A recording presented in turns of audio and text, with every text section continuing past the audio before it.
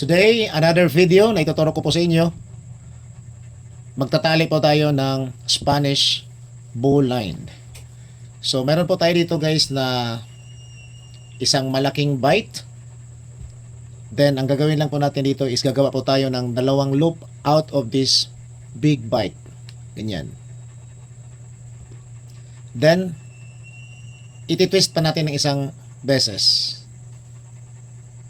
Pagkatapos guys, itong loop na ito, ipapasok po natin dito. Ganito. Ayan.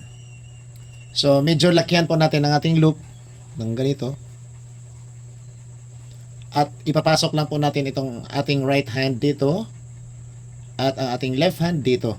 Pagkatapos, ito guys, ito, i-grab ko po ito.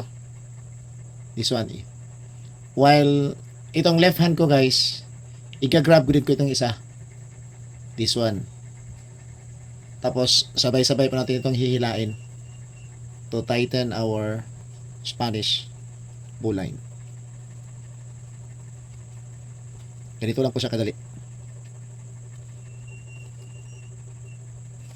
Now, we have here our Spanish bowline. Thank you for watching.